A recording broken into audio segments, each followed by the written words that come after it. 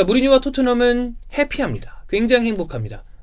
뭐 인터뷰들만 봐도, 그리고 모르겠어요. 지금까지 봤을 때는 무리뉴가 표정이 약간 변한 것 같아. 조금 온화해졌달까요? 뭐 그렇습니다. 자, 부임 직후 3연승이죠. 그 다음에 원정의 길고 긴 그 무승행진이라고 좀 웃긴데, 무승 징크스도 깼습니다. 현재까지는 미담만 나오고 있습니다. 되게 뭐 다운이 돼 있었던 이 성적을 반등을 시켰고 3연승이고, 그 다음에 테이블도 오늘 새벽에 있었던 버니랑 맨시티랑 경기 있었고, 그 다음에 크리스탈 팰리스도 경기를 했거든요. 거기서 1대0으로 크리스탈 팰리스가 승리를 하면서 한 경기 더 치른 상태에서 5위로 올라가는 바람에 6위로 내려오긴 했습니다만, 중하위권에서 머물고 있다가 토트넘도 성적이 수직 상승해서 5위 6위권 유로파권 근처까지 왔어요. 참 티켓을 따는 건 쉽지 않아 보여요. 왜냐하면 리버풀 맨시티는 그렇다 치고 첼시 레스터 굉장히 공고하기 때문에 어느 한 팀이 내려와야 그 자리로 올라가는 건데, 봐야 되겠습니다만 쉬운 일은 아닐 것이다. 자, 그렇습니다. 그래서 해외 칼럼들도 파도 미담, 파도 미만 이야기가 되고 있습니다. 데일리 메일 이야기를 하나 해보죠. 무리뉴가 트레이닝장에 새로운 바람을 불고 왔다. 불러일으키고 있다. 첫 번째, 리커버리, 그러니까 회복에 굉장히 많이 중점을 두고 있다. 그러니까 토트넘의 일정은 굉장히 어려웠고요. 특히나 포체티노가 나가는 과정에서 그런 얘기가 있었죠. 일부 베테랑 선수들 중에 포체티노의 이 더블 세션, 굉장히 빡센 더블 세션이 지치고 이제는 우리는 정신적인 이 어루만짐이 필요하다라고 얘기를 했는데, 회복 세션에 좀 중점을 둔다는 거는 선수들, 지쳐있는 선수들 입장에서는 사실 토트넘 많이 달려왔어요. 5, 6년 동안. 그 부분에 대해서 굉장히 좀 반기일 수 있는 부분 충분히 새바람. 두 번째, 포체티노가 토트넘 커리어 말미에는 뭐 여러 가지 좀 매너리즘에 빠져 있어서 그런지 모르겠지만 트레이닝 세션에 직접 참가하기보다는 참가도 했겠죠. 그런데 좀 그 외부에서 그 트레이닝 세션을 볼 수 있는 그 내부 쪽에서 지켜봤다는 얘기가 많아요. 그러나 무리뉴는 직접 참여하면서 선수들과 농담도 주고받고 스태프들과 얘기를 많이 하고 있고, 이런 부분에 또 주앙 세크라멘토가 많이 역할을 하고 있다고요. 분위기가 환기되고 있다. 좋죠, 당연히. 그다음 세 번째, 시원스런 화법. 포체티노는 마지막에 인터뷰가 좀 꼬이기 전까지는 굉장히 정중한 스타일이고, 굳이 따지면 범생이 스타일이었습니다. 조심스럽게 말하는 타입이었는데, 무리뉴는 특유의 스타성이 사실 자기 혀에서 나왔잖아요. 여기서도 나옵니다. 굉장히 이 시원스러운 화법이죠. 날 믿어라. 위너가 될 것이다. 승리자가 될 것이다. 컵 따게 해주겠다는 얘기 아니야.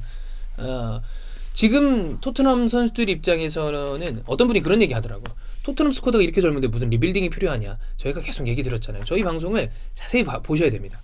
리빌딩을 선수들을 싹 갈아엎자는 게 아니라, 이 선수단이 그 많은 축구인들이 실제 축구인들이 그런 얘기를 해요. 나이를 떠나서 한 클럽의 스쿼드는 4년에서 6년 사이에 한 사이클이 끝난다. 그러니까 선수들이 사람이기 때문에 지속적으로 계속 트로피를 마구잡이로 따지 않는 이상은 매너리즘에 빠진다는 거야. 그래서 한 번씩 물갈이를 해줘야 되고, 포체티노도 2, 3년 전에 그걸 한번 하려고 했다 그러죠. 그 부분에 대해서 리빌딩이라고 그런 거지, 저희를 추갈못이라고 하시는 건 괜찮습니다. 그리고 저는 축구 전문가도 아니에요, 사실. 저는 축구 캐스터였었고, 그 다음에 축구 일을 좋아하고 축구 일에 종사하지만, 어디 가서 제가 축구 전문가라고 얘기하면 좀 그렇죠.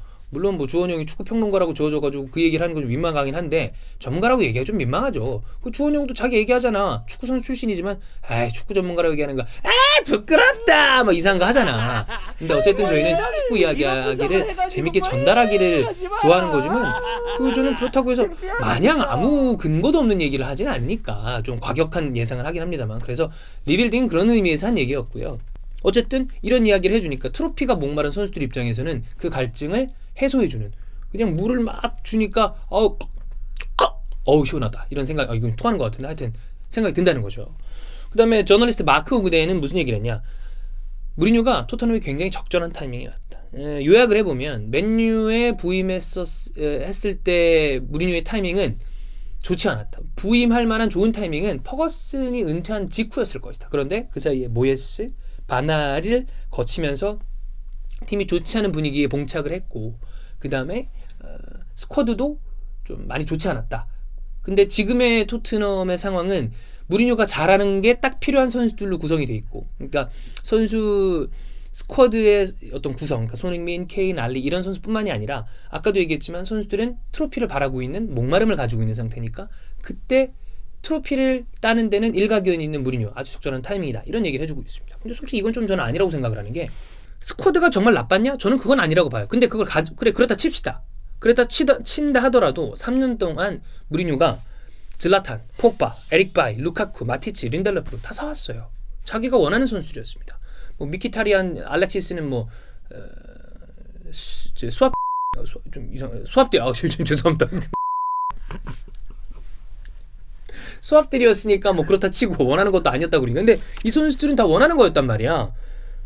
근데 이거는 이렇게 얘기하는 건 좀 아니라고 봐요. 근데 이 기사도 이 칼럼도 100번 양보해서 그래 토트넘과 최근에 무리뉴가 잘 가고 있으니까 그거를 극적으로 좀 표현하기 위해서 이렇게 얘기하는 거다라고 생각하겠습니다. 자, 그러나 과연 이게 쭉 갈까요? 저는 잘 되는 집에 지금 초를 치겠다라고 하는 얘기라기보다는 많은 지금 이렇게 너무 허니문 기간이기 때문에 얘기가 안 나오고 있지만 사실 원래 저희가 무리뉴 토트넘 특집이 있었잖아요. 그 지금 2개, 3개를 지금 킵해놨어요. 원래 그 중에 한 개는 그거였어요. 무리뉴 2년차, 3년차에 대한 이야기를 하려고 했어요. 그 다음에 무리뉴의 어떤 폭언 내지 망언들. 근데 그 얘기를 킵을 해놨습니다. 근데 지금 너무 분위기가 좋으니까 잠깐 분위기 환기를 하기 위해서 이야기를 해보겠습니다. 토트넘한테 0대3으로 진 다음에 올드 트래포드였을 거 이때 루카스 모라가 잘했었던 걸로 기억을 하는데 지금 이제 당장 내일이면 펼쳐질 이 경기죠. 맨유 대 토트넘. 이때 패배한 다음에 손가락 3개를 펼치면서 얘기했던 게 그거였습니다. 이거 3개? 3대 0으로 졌다는 뜻도 될 수 있지만 내가 따낸 프리미어리그 타이틀이 3개다. 나머지 나를 제외한 19팀 감독들 다 합쳐도 2번이야. 근데 내가 한 게 3개라고. 리스펙트 이거 했었던 거. 이때 얼마나 추하다고 그랬습니까? 그러니까 추한 사람들끼리 좋아하는 건지 주원 형이 무리뉴를 좋아했었는데 어쨌든 무리뉴 지금 뭐 추한 느낌 없어졌어요. 지금은. 근데 다시 나올 수 있다는 거죠. 첫 번째 그러고 두 번째. 챔스 18, 19였나요? 17, 18이었나요? 17, 18이었던 것 같다. 챔피언스리그 16강전 세비야한테 졌죠? 그때 지고 난 다음에 맨유 챔스 탈락? 새로운 일 아니다. 내가 포르투에서도 맨유로 떨어뜨린 바가 있었고 내가 레알 마드리드에서도 맨유로 떨어뜨린 바가 있었다. 이 얘기는 굳이 바꿔보자면 야 지금 뭐 지는 거 축구팀에서 있을 수 있는 일이다. 지금 진 거 신경 쓸 때냐? 앞으로 나가자 라는 이야기를 하고자 하는데 무슨 이따위로 말을 합니까? 어떤 사람이 이런 식으로 말을 해요? 자기가 소속돼 있는 팀 챔스에서 떨어지는 거 별일 아니다. 내가 이미 뭐 떨어뜨려 봤다. 이렇게 얘기할 게 아니라 축구에서 패배 굉장히 아픈 일이지만 있을 수 있는 일이다. 선수들 가다듬고 뒤로 하고 앞으로 나가야 된다. 이렇게 얘기를 해야지. 누가 이런 식으로 얘기를 해. 그러니까 제가 하고 싶은 얘기는 무리는 뭐가 문제냐면 좋았을 때는 최고입니다.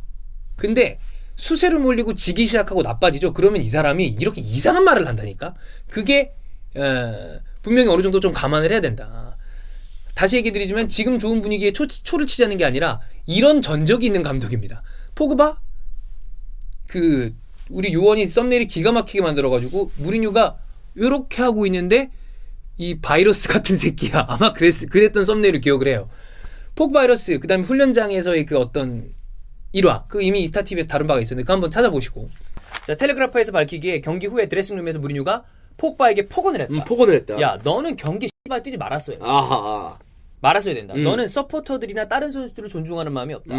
네 주변에 정직하고 잘 뛰고 있는 선수들의 멘탈을 나가게 했다. 아하. 너는 바이러스 같은 선수. 바이러스. 네. 바이러스. 넌 그 바이러스를 다른 사람들이 옮기고 있어. 야, 이렇게 세게 얘기해도 돼? 그러니까. 그럼 선수가 그 다음 경기 뛸 수 있겠어? 상황이 좋지 않을 때 이런 일들이 나옵니다. 저는 그래서 이번 맨유전이잖아요. 자기는 얘기를 했잖아요. 내가 맨유의 악당이 아니다. 신경 안 쓴다. 라고 얘기를 했지만 분명히 결과에 따라서는 재미있는 일들이 나올 가능성이 충분히 있다. 예, 그런 일들을 꼭 바라는 건 아닙니다. 그러나 이스타TV 입장에서 그런 일 생기면 영상 쿡쿡쿡 찍어내기 좀 재밌잖아요. 그래서 무리뉴가 진짜 변해서 이제는 그런 거 안 해야지. 정말 축구에만 신경 써야지. 라고 한다면 그런 일이 안 나오겠지만 글쎄요. 사람 이 버릇이라는 게 어디 안 가거든요. 수세에 몰렸을 때 또 무리뉴 재밌는 이야기 나오지 않을까요? 기대해 보겠습니다.